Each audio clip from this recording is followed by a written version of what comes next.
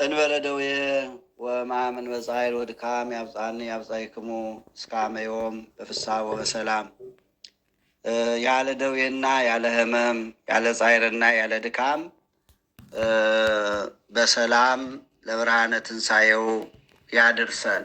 የተከበራችሁ የተወደዳችሁ የእግዚአብሔር ቤተሰቦች እናታችን የእመቤታችን የቅድስተ ቅዱሳን የንጽሕተ ንጹሐን የድንግል ማርያም የቃል ኪዳን ልጆች እንደምን ሰነበታችሁ? እንደምን አደራችሁ? እንደምን አረፈዳችሁ? ልዑል እግዚአብሔር የአባቶቻችን አምላክ ፈጣሪያችን ስሙ ለዘላለሙ የተመሰገነ ይሁን። እግዚአብሔር አምላካችን ሰሙነ ሕማማቱን ይባርክልን፣ ይቀድስልን፣ ለብርሃነ ትንሣኤው በሰላም ያድርሰን። ስግደታችንን እግዚአብሔር ይቀበልልን። ትናንት ሰኞ ምን እንደተሰራ ሕማማት ማለት ምን እንደሆነ አይተናል። በሰሙነ ሕማማት ምን ምን ነገሮች እንደሚፈጸሙ አይተናል። በዕለተ ሰኞ ምን ምን ነገሮች እንደተፈጸሙ፣ አንደኛ አንጽሖተ ቤተ መቅደስ፣ ቤተ መቅደሱን ያጸዳበት፣ ቤተ መቅደሱ ክርስቶስ ኢየሱስ እየተመሰገነ ወደ ቤተ መቅደሱ በሕፃናት አንደበት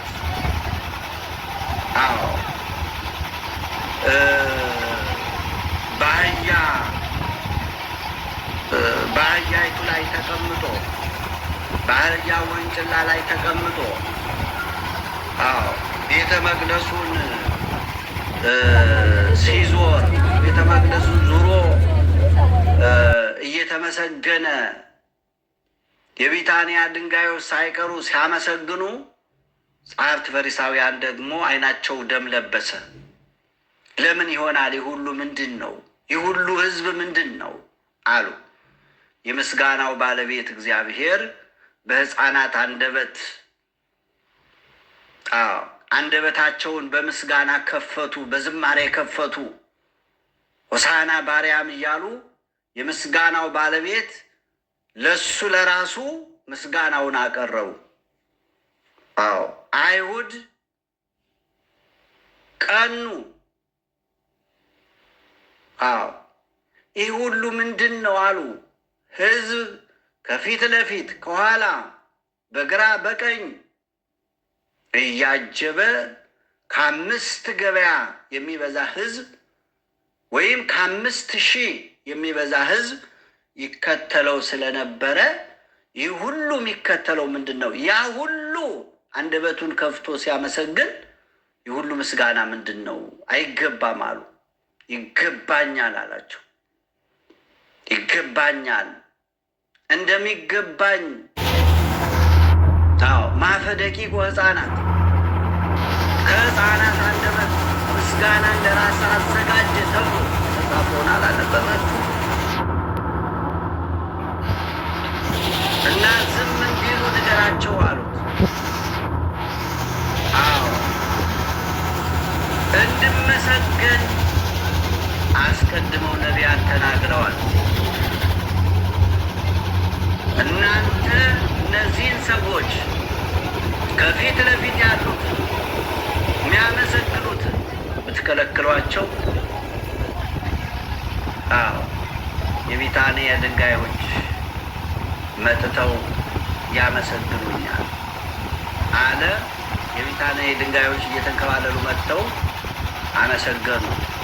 ድንጋዮቹ በሰው አንደበት አመሰገኑ እና የዝማሬ ቀን የምስጋና ቀን ነበር። በዚህ ቀኑ ይህ ብቻ አይደለም ወገኖች፣ ይህ ብቻ አይደለም። ወደ ቤተ መቅደሱ ሲገባ ቤተ መቅደሱ የመነገጃ የመሸቀጫ የሸቀጣሸቀጥ አድርገውት ነበር። ጌታችን መድኃኒታችን ኢየሱስ ክርስቶስ አዘነ። ቤተ መቅደሱ እንደዚህ በመሆኑ ለጊዜው ሕንፃው ቤተ መቅደሱ ማደሪያው እሱ የሚመሰገንበት ሰውና እግዚአብሔር የሚገናኙበት ስለሆነ አዘነ። ነገር ግን ሰውነት ቤተ መቅደሳቸው የእግዚአብሔር ማደሪያ የሆነው ሰውነት እሱ ለማዳን ሰውን ለማዳን የተወለደው የተሰደደው የተጠመቀው የጾመው የተገረፈው የተቸነከረው የሞተው የተነሳው ለሰው ልጅ ነው። ሰውን ለማዳን። ነገር ግን እነሱ እግዚአብሔር ማደሪያ ሰውነታቸውን አርክሰውት ነበረ። በጣዖት አምልኮ፣ በክፋት፣ በተንኮል፣ በመጋኝነት፣ በዘረኝነት ሰውነት ቤተ መቅደሳቸውን አርክሰውት ነበር። ዛሬስ ወገኖች ይህና እናንተስ እግዚአብሔር ማደሪያ የሆነውን ሰውነታችንን አላረከስንም? በዝሙት አላረከስንም? በጣዖት አምልኮት፣ በምኞት፣ በፖለቲካ፣ በተለያየ ነገር አእምሯችን አልቆሸሸም? ጣዖት አምልኮት ማለት ወገኖቼ ድንጋይ አለዝሞ እንጨት ጠርቦ መስገድ ብቻ አይደለም። ከእግዚአብሔር ፍቅር በላይ የሆነ ነገር ሁሉ ጣዖት ነው። ከእግዚአብሔር ፍቅር በላይ የሆነው ገንዘብ የምናበልክ ከሆነ ገንዘብ የምንወድ ከሆነ ገንዘብ እያመለክን ነው ወገኖቼ። ሰዎች የተለያየ ዝሙት የሚያፈቅሩ ከሆነ ዝሙትን ነው የሚያመልኩ።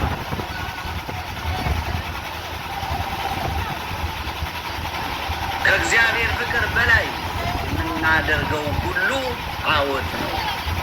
ከእግዚአብሔር የሚለየን ነገር ሁሉ ጣዖት ነው ወገኖቼ። እና ስለዚህ በዚህ ዕለት ሲመሰገን ውሎ ቤተ መቅደሱን በእንደዚህ ሁኔታ ነበረ። ሰኞ አንጽሖተ ቤተ መቅደስ፣ እሑድ ሲመሰገኑ አለ። ነገር ግን ሰኞ ደግሞ ቤተ መቅደሱን አጸዳ። ይሄ ቤት የአባቴ ቤት ነው፣ የምስጋና ቤት ነው፣ እኔ የምመሰገንበት ቤት ነው።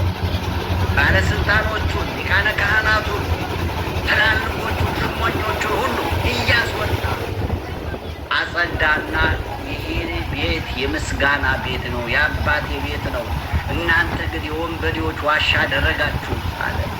ዛሬስ ወገኖቼ አባቶቻችን ሊቃነ ጳጳሳቱ፣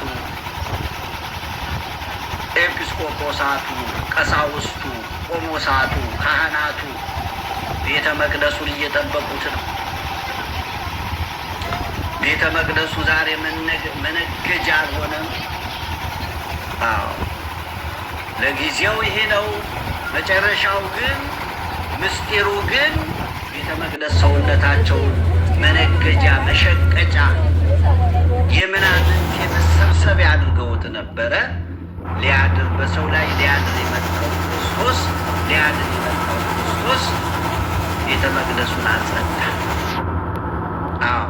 በሰው ሕይወት ላይ ነግሰው የነበሩትን እነዚህ ጣዖት አምልኮት፣ ጥላቻ፣ ክፋት፣ ተንኮል እነዚህን ሁሉ አስወገደ ይላል። ክብር ምስጋና ይግባ ወገኖቼ። ሰኞ አንጽሖተ ቤተ መቅደስ ይባላል። ይህንን ነው ትናንት ያየን። ሌላው መርገመ በለስ። ኢየሱስ ክርስቶስ ቢታንያ ላይ አድሮ ወደ እዛ ሲመለከት በለስ አየ። በለሲቱ ሲመለከት ፍሬ አገኛለሁ ብሎ ነበረ። ፍሬ ግን አጣባት ይላል። አሁን ኢየሱስ ክርስቶስ ርቦት ተራበ ነው የሚለው። ተራበ። በትንቢተ ኢሳይያስ ምዕራፍ 64 ላይ እግዚአብሔር አይራብም፣ አይጠማም፣ አይደክምም ይላል። አያችሁ? ማይራቡ እግዚአብሔር እርቦ የሚራቡ የሚጠማ ሆኖ የሚደክም ሆኖ ነው የመጣው። ለምን? ደካማ ስጋ ተዋሂዷል፣ ሰው ሆኗል። እና ስለዚህ አሁን በለስ ፍለጋ አይደለም ኢየሱስ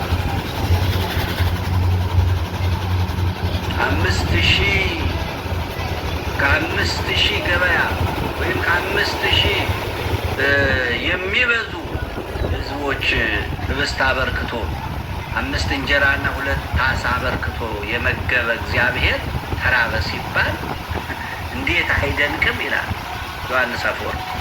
እንዴት አይደንቅም? አዎ የውቅያኖስ ባለቤት ውሃ ተጠማ ሲባል እንዴት አይደንቅም?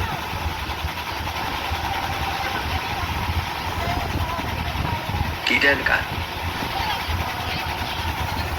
እና ስለዚህ እነዚህ 2 ነገሮች ሰኞ ተደርገዋል። መርገመ በለስና አጽንዖተ ቤተ መቅደስ። ዛሬ ማክሰኞ የምናየው 2 ነገሮችን እንመለከታለን። አንደኛው ትናንት ቤተ መቅደስ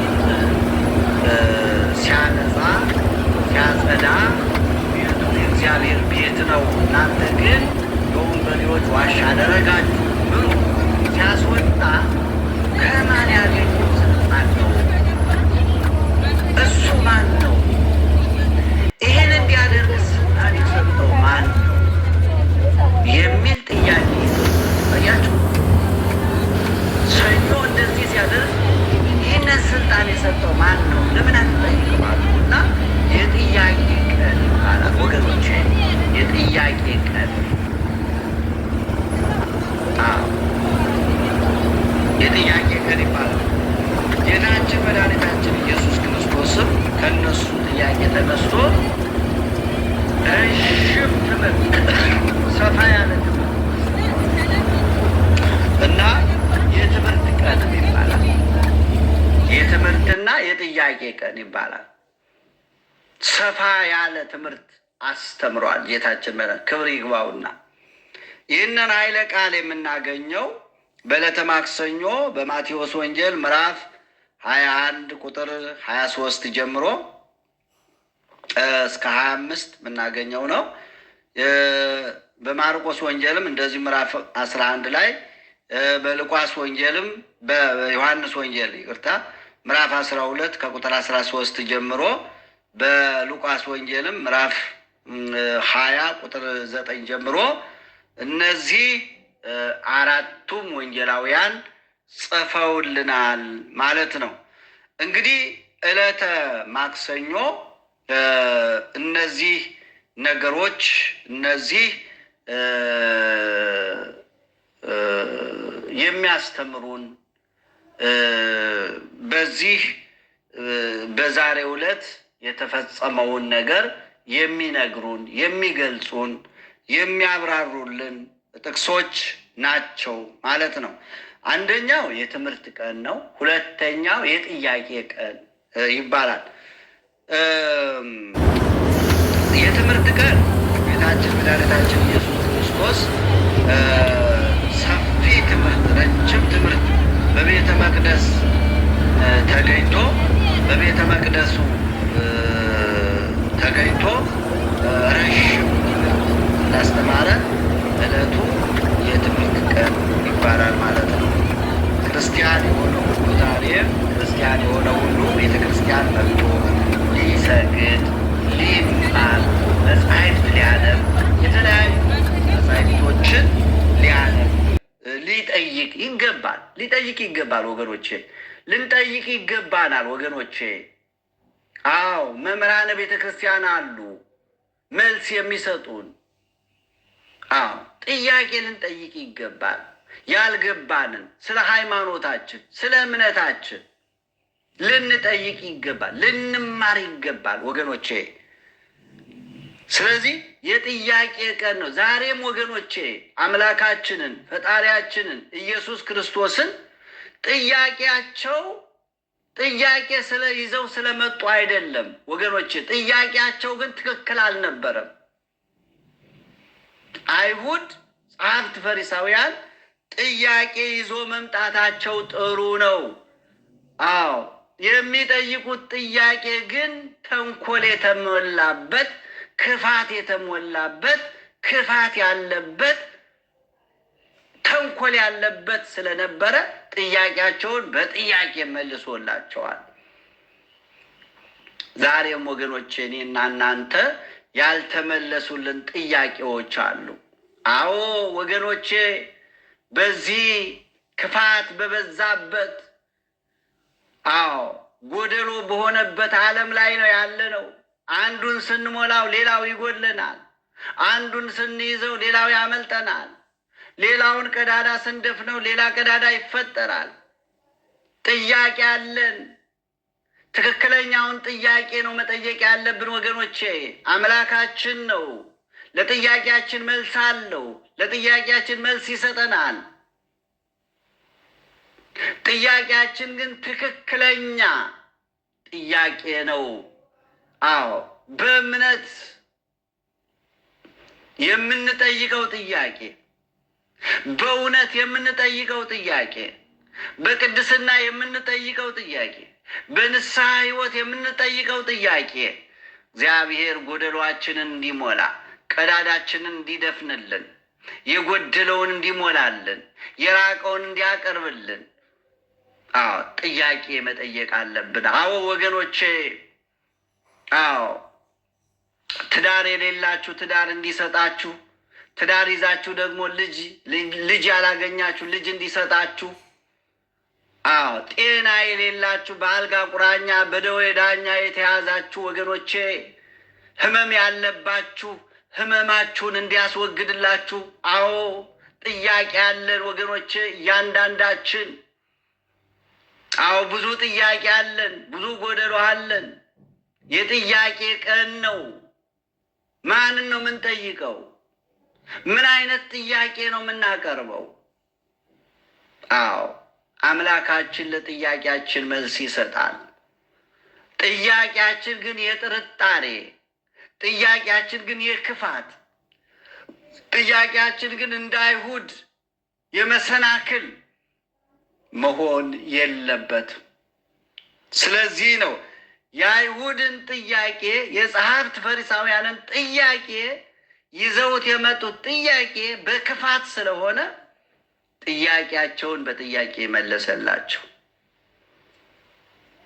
አዎ ወገኖቼ፣ በትክክል ከሱ ለመረዳት ከሱ ለማግኘት ለጥያቄያችን መልስ ይሰጠናል ብለው የእምነት ጥያቄ አይደለም ይዘውት የመጡ፣ የክፋት ነበረ፣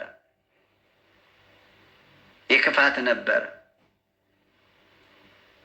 የእግዚአብሔር ልጆች እኛስ ዛሬ የምንጠይቀው ጥያቄ የለም? የጎደለብን ነገር የለም?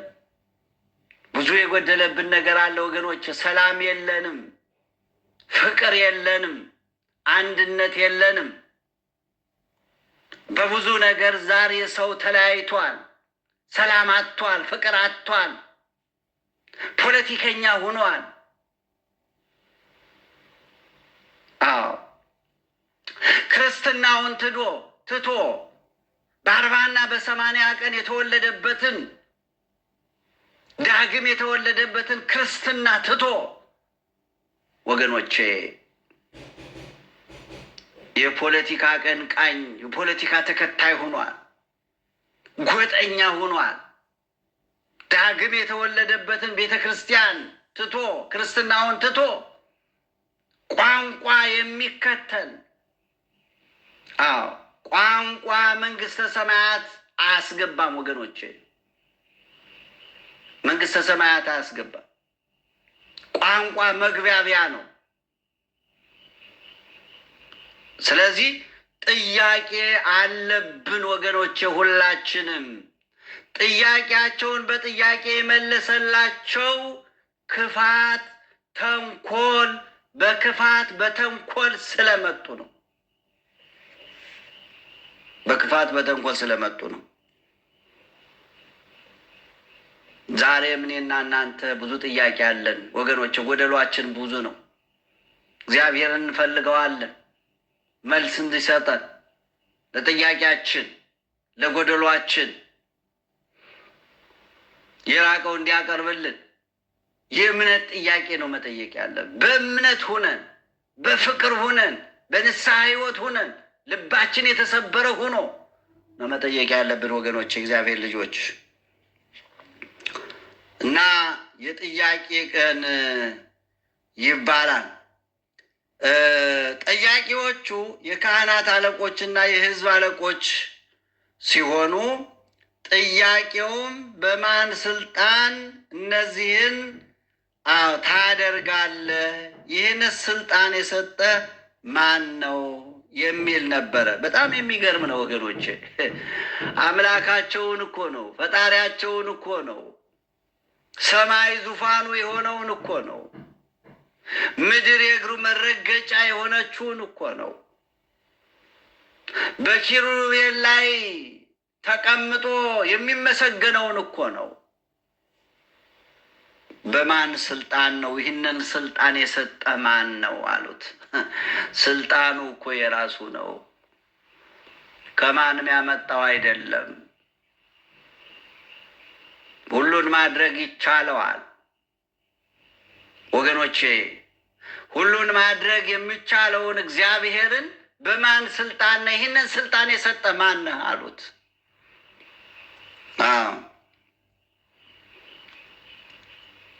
ማን ነው አሉት። ይህ ጥያቄ ጌታችን ሰኞ ዕለት ሁለት ነገሮችን ማከናወኑ ተከትሎ የተነሳ ጥያቄ ነው ይላል። ቅድም እንዳልኳችሁ ይህም ጌታችን ሲያደርጋቸው የነበሩ ታምራትና ድንቅ ድንቅ ስራዎች የካህናት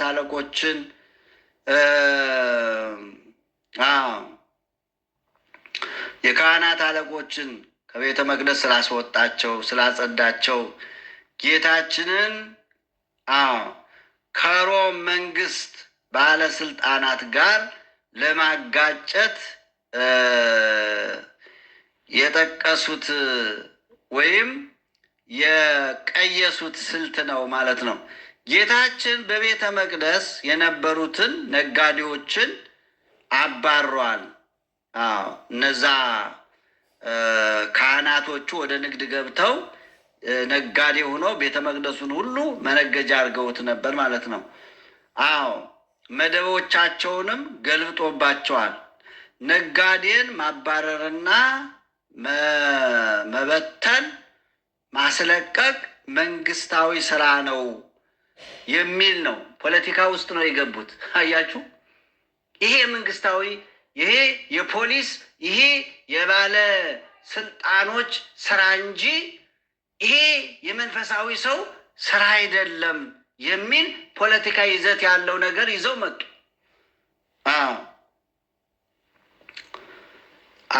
ስለዚህ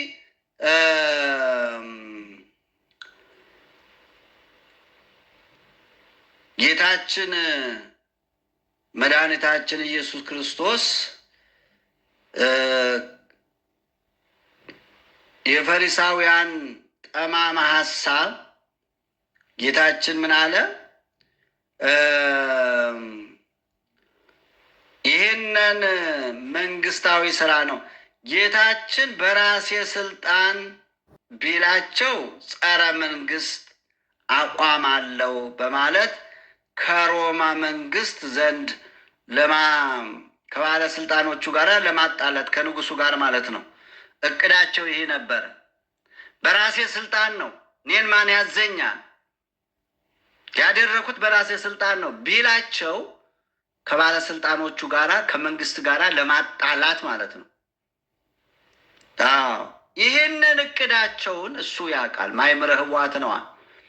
ሌላው ጌታችን የፈሪሳውያንን ጠማማ ሐሳብ ስለሚያውቅ የዮሐንስ ጥምቀት ከየት ነው?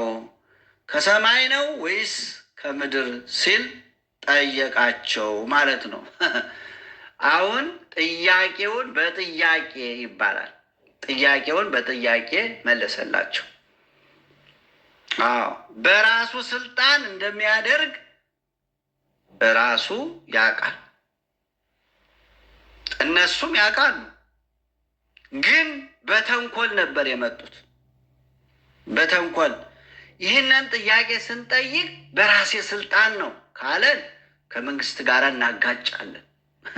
ተመልከቱ፣ እንዲህ ያሉ ተንኮል ለስጋ ያደሩ ሰዎች እንደዚህ ናቸው ወገኖቼ። ዛሬ ፖለቲካውን ታዩታላችሁ ወገኖቼ። አዎ በቤተ ክርስቲያናችን እንኳን ሳይቀር ዛሬ ፖለቲካው ገብቶ የሚዋዥቀው ተመልከቱ። ቤተ ክርስቲያኒቱን ከአንዱም ጋር እያላተመ ተመልከቱ። አሁን ሲኖዶሱ ጳጳሳቱን በማያውቁት ባልገባቸው ነገር ፖለቲከኞቹ ገብተው እርሶ እኮ እንደዚህ ቢሉ፣ እርሶ እኮ እንደዚህ ቢያደርጉ፣ ይህንን ቢናገሩ ምንም አያውቋቸውን ተመልከቱ። ልክ ጀብድ መስሏቸው ወጥተው አደባባይ ላይ ያልሆነ ቃል ይናገራሉ። አባ ገሌ እንደዚህ ብሎ ተናገሩ ይባላል። በማያውቁት ባልገባቸው ነገር። ስለዚህ ተንኮለኞች ናቸው።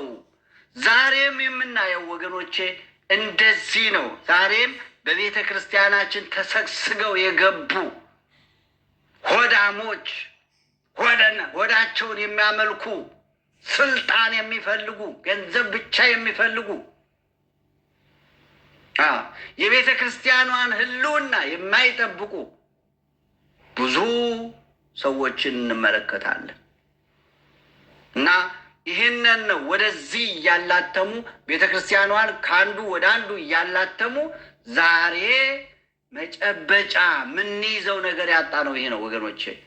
አባት አሳጥተውናል እኮ። አዎ ታማኝ ካህን እኮ አሳጥተውናል እኮ ወገኖቼ።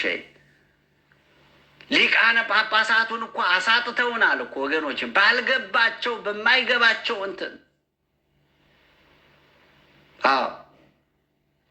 እንደዚህ ናቸው። ስለዚህ ጌታችን ግን ስላወቀባቸው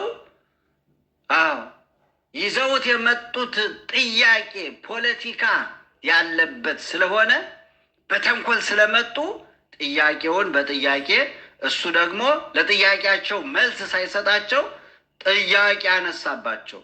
ጥያቄው ግን መልሳቸው ነበር ለነሱ ማለት ነው። በጣም የሚገርም ነው። የዮሐንስ ጥምቀት ከየት ነው? ከሰማይ ነውን ወይስ ከምድር ሲል ጠየቃቸው።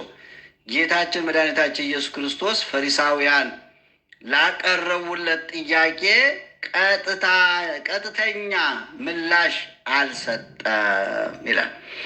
ምክንያቱም ጥያቄው ለከሳሾቹ ዓላማ ማሳካት አመች ሁኔታን ስለሚፈጥር ጥያቄውን በጥያቄ መልሶላቸዋል ማለት ነው። ጥያቄውን በጥያቄ ነው የመለሰላቸው።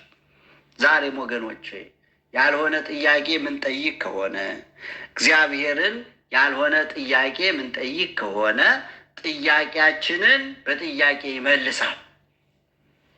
ወገኖቼ ክርስቲያኖች በሕይወታችሁ ውስጥ ወገኖቼ ብዙ ጥያቄ አለ።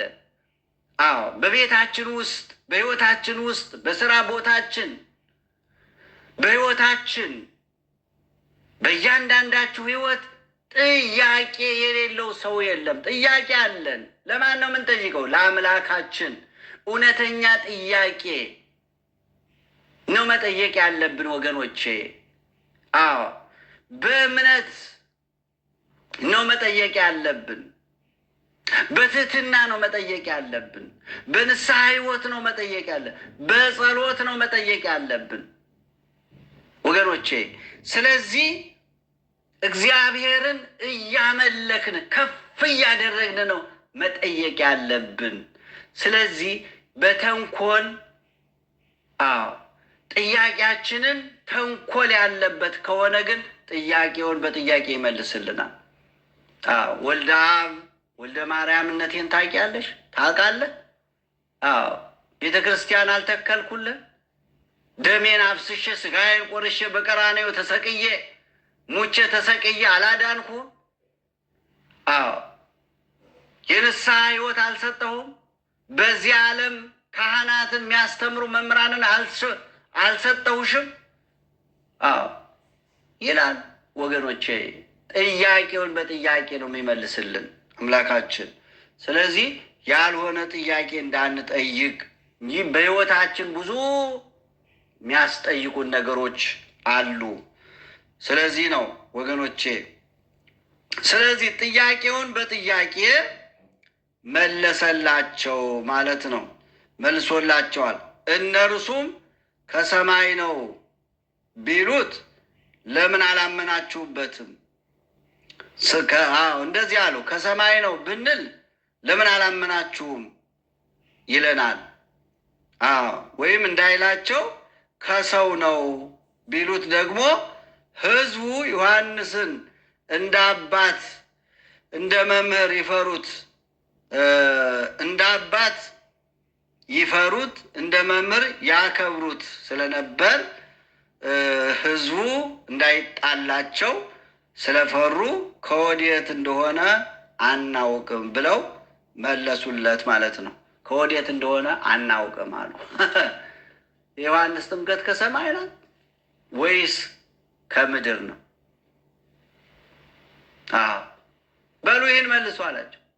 ጥያቄውን ይዘውት የመጡት ጥያቄ የተንኮል ስለሆነ ጥያቄውን በጥያቄ መለሰላቸው ማለት ነው። ስለዚህ ይሄን ብንል ይሄን ይለናል ብለው ዛሬም እንዲህ አሉ መሰናክል የሆኑ ሰዎች አሉ ወገኖቼ። መሰናክል ሰው አይታችሁ ታውቃላችሁ ወገኖቼ? እንደው በስራ ቦታም ሊያጋጥማችሁ ይችላል እኮ ወገኖች። መሰናክል የሆኑ ሰዎች፣ ክፉ የሆኑ ሰዎች፣ ክፉ ብቻ የሚያስቡ ክፋት ብቻ የሚያስቡ ሰዎች አሉ። እግዚአብሔር ከመሰናክል ሰው እግዚአብሔር ይጠብቃችሁ ወገኖቼ። መሰናክል ሰዎች አሉ። ስራ ቦታ ላይም ሆነ በተለያየ ጎረቤትም ሆኑ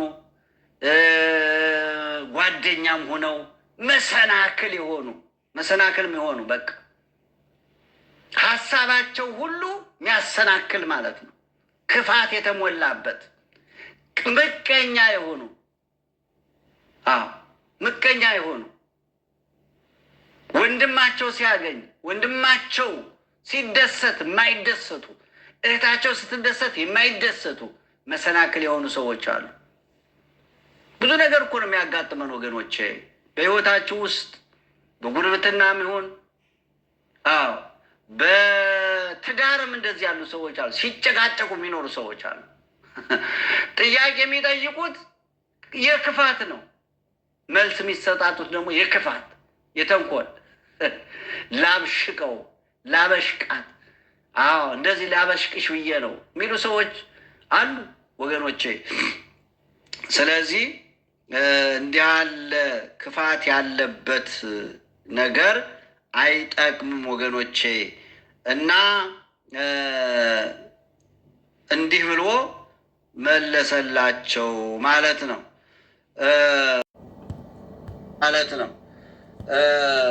ጌታችን መድኃኒታችን ኢየሱስ ክርስቶስም እንዲህ አላቸው፣ እኔም በማን ስልጣን እነዚህን እንደማደርግ አልነግራችሁም አላቸው። እሱ የሚያደርገው በራሱ ስልጣን እንደሆነ በራሱ ፈቃድ እንደሆነ የመጣበት ዓላማ እንደሆነ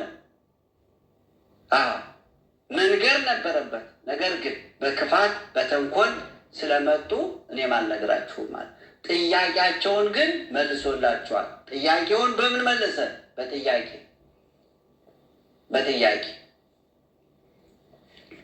የእግዚአብሔር ልጆች ስራ ቦታ ላይም ሆነ በተለያየ ጎረቤትም ሆኑ ጓደኛም ሆነው መሰናክል የሚሆኑ በቃ ሀሳባቸው ሁሉ የሚያሰናክል ማለት ነው። ክፋት የተሞላበት ምቀኛ የሆኑ ወንድማቸው ሲያገኝ ወንድማቸው ሲደሰት ማለት ነው። በክፋት በተንኮል ስለሞላ እንጂ ይህንን አጥተውት አይደለም። በማን ስልጣን እንደሚያደርግ ያውቁታል በደንብ አድርገው። እሱም በማን ስልጣን እንደሚያደርግ ይነግራቸው ነበረ። ነገር ግን በክፋት በተንኮል በጥርጣሬ ስለመጡ ጥያቄያቸውን በጥያቄ መለሰላቸው።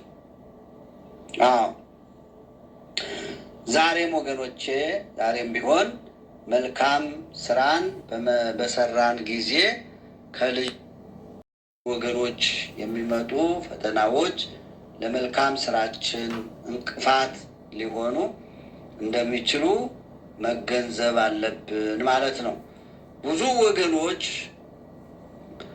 ለቅን ሀሳባችን ለምን ሰዎች ክፉ ነገር ይመልሱልናል በማለት ሲጠይቁ ይሰማል ማለት ነው። ለቅን ሀሳባችን ከዓለም ዘንድ ተቃራኒ ነገር እንደሚጠብቀን ለመረዳት ዓለም የሚወደው የገዛ ወገኑን ነው። ጌታችን መድኃኒታችን ኢየሱስ ክርስቶስ ያስተማረው ትምህርት ነው። የገዛ ወገኑን ይወዳል ማለት ነው። የጌታችንን ትምህርት ልብ ልንለው ይገባል። በዘመናችን አሳልፈው ሊሰጡን የሚፈልጉ ሰዎች ፈታኝ ጥያቄ እንደሚያቀርቡልንም ከወዲሁ ልንገነዘብ ይገባል ማለት ነው። ዓለም ስንኖር ብዙ ጥያቄዎች የዓለም ሰዎች፣ ዓለማዊ የሆኑ ሰዎች ወይም ሰይጣን ያደረባቸው ሰዎች ያልሆኑ ጥያቄ እናንተ መልካም እያደረጋችሁ ለመልካም ስራችሁ ሌላ ጥያቄ የሚጠይቁ ሰዎች አሉ። ያንን መልካም ስራ ለምን እንደምትሰሩት ያውቃሉ። እና ስለዚህ እንዲህ ያሉ ነገሮች እንደሚመጡ የሚያስተምረን ትምህርት ነው ይሄ ትምህርትና የእግዚአብሔር ልጆች እንግዲህ ከዚህ ትምህርት የምንወስደው ሁለት ነገሮችን ነው። አንደኛ የጥያቄ ቀን ነው። ሁለተኛ የትምህርት ቀን ነው። ትምህርት ነው። ጌታችን ቤተ መቅደስ ላይ ሆኖ ረዥም ሰዓት ሰፊ ጊዜ ሰፊ ትምህርት ያስተማራቸው አስተምሯል። ሰፊ ትምህርት እና የትምህርት ቀን የሚባለውም መማር ስላለብን፣ ማንበብ ስላለብን፣ መጠየቅ ስላለብን ጥያቄ መጠየቅ ያስፈልጋል ወገኖች።